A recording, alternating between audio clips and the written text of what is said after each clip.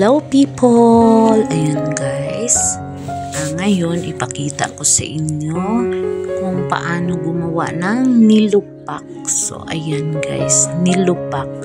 So andito ako ngayon sa Valencia dito sa aking mga pinsan.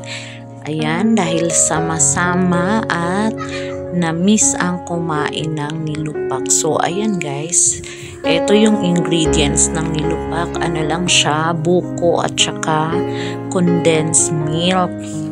So mano-mano siya. Ayan, need lang na ilaga yung saging. So marami na pala kaming na bayo dito.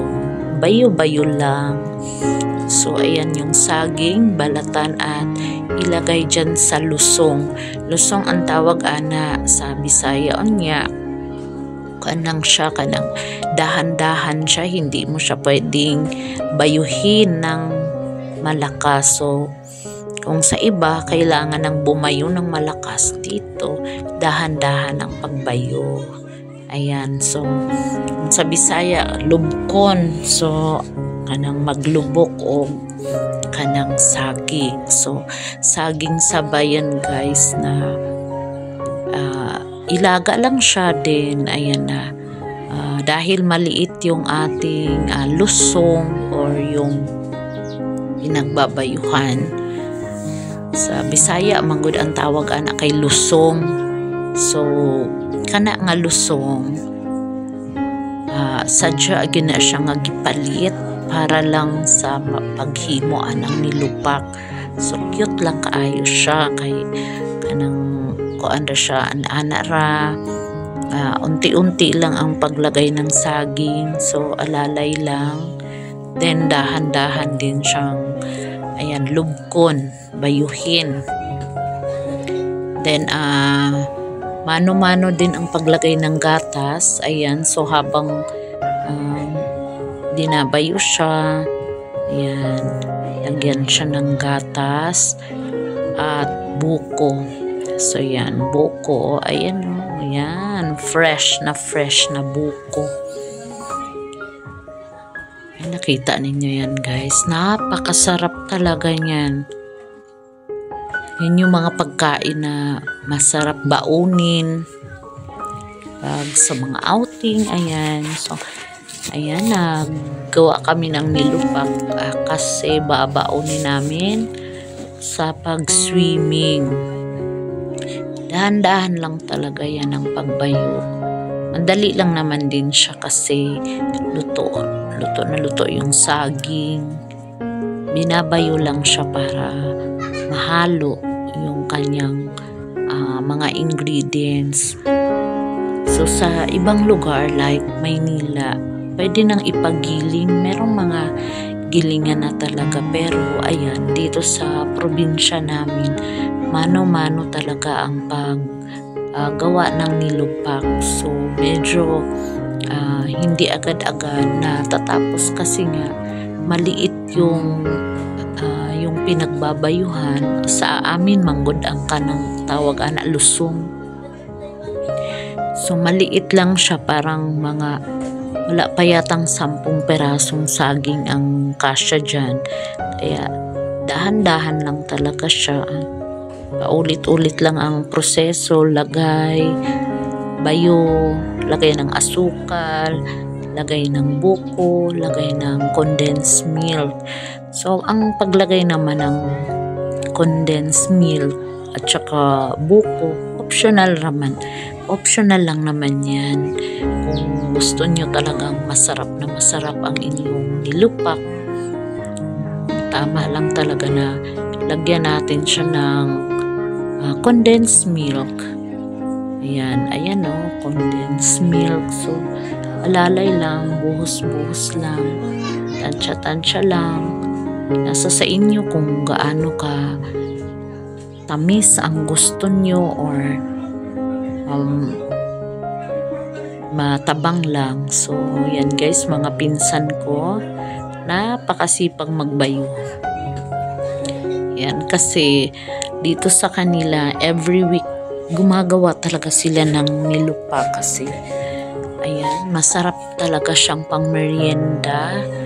Then, dahil ang saging dito ay hindi naman binibili, free lang naman kasi maraming tanim. So, ang pinaka ano mo na lang dito, ang bumili ng gatas. So, ang buko rin dito, hindi rin siya binibili kasi napakaraming buko dyan sa paligid. Napakaraming niyog. Kaya ang bibilihin mo na lang talaga dito is gatas at saka sukal. Yun lang yung halos binibili namin dito kasi nga yung saging libre naman, niyog libre din, nakukuha din ng libre. Dati nung maliliit pa kami dati na yung tag-init sa bukid, so siguro maraming nakaka-relate no sa pagkain na to, yung mga lumaking probinsya. Pero walang arte-arte yung nilupak namin noon, basta bayuhin lang, lagyan ng asukal, yun lang. Solve na. So, nakita ninyo guys, ang sarap. Promise, talagang nagawa ko rin yan dito. Sarapin pang merienda kasi dito sa amin nga, libre naman nga ang saging. Hindi naman kami bumibiling saging, kaya sarap talaga. So, yan, same process lang talaga siya. Kasi napakadami niyan guys. Kasi nga, yan, marami kami. Baon namin yan.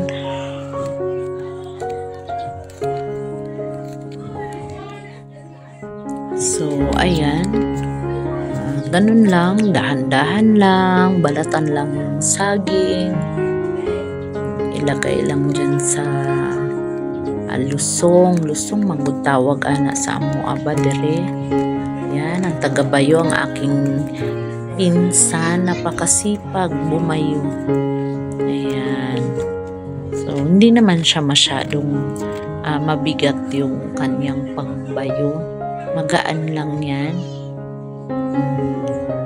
Magkakapatid na masipag. Nanay nila, ayan. Yun ang every weekend daw, ginagawa talaga nila itong nilupak. Kami noon, mapakamuting kahoy. Ang nilupak kasi pwede rin ang kamuting kahoy. Kamuting kahoy, kamote, ayan, saging. Pero, ang pinakamasarap is saging talaga. Kasi kami sa probinsya, dito sa probinsya, ayan, lalo na pag krisis, dati maliliit pa kami, tag-init, sobrang tagal, halos isang taon na init, walang ulan. So yan ginagawa namin kasi napakarami nga naman naming tanim na mga saging dito. Yan, nilupak din. Yan talaga ang ginagawa, kinakain din namin noon ng mga bata pa kami. Yan, talagang bayo-bayo lang. Pero walang arte-arte ang nilupak namin noon. Lagay lang, diretso lang. Yung lang, asukal lang. Yan, depende sa inyo kung anong idagdag ninyo na pampasarap dyan. Pero, ayan, yung ginagawa namin, condensed milk lang yan at saka buko. Solve na talaga yung baon namin papunta sa swimming.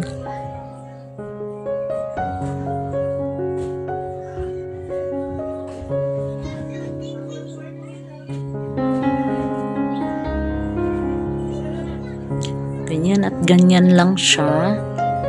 Bayo-bayo lang talaga. So, tingnan mo lang kung pinong-pino na talaga siya, walang buo-buo.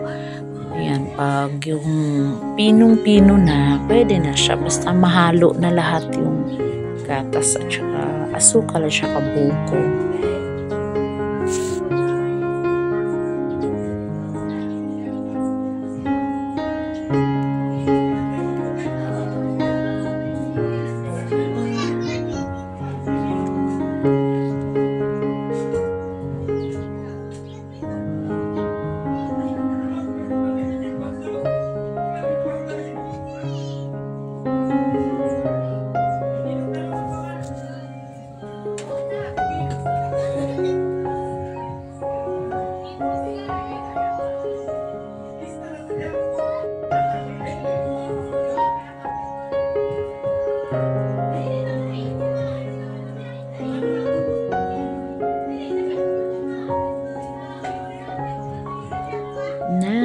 Napakasarap talaga tingnan. Oh. Ayan. Patuloy pa rin guys sa paggawa ng aming nilupak. So ako ay nanonood lang. So kayang-kaya ng bayuhin niya ng pinsan ko. Napakasarap talaga niyan. So ayan oh, ang dami na oh. Ayan, lagkit-lagkit tingnan. Ang dami niya. Malagkit siya kasi nga meron siyang gatas at asukal. Kaya lalong ayan, lumagkit. Ang pagkain na to, ito yung hindi nawawala sa mga probinsya talaga. Kasi para may konting naman at twist yung saging kasi kadalasan laga lang, sausaw lang sa minsan sa ginamo. So gusto mo maiba naman yung saging, ganda rin na gawin mo to nilupak. So kung wala, pwedeng doon kayo magbayo. Ito sa pinsan ko, binili talaga ng sadya. So yan na guys ang finished product. So yun siya, ihiwa-hiwa para presentable naman siya tingnan, para maganda rin talaga.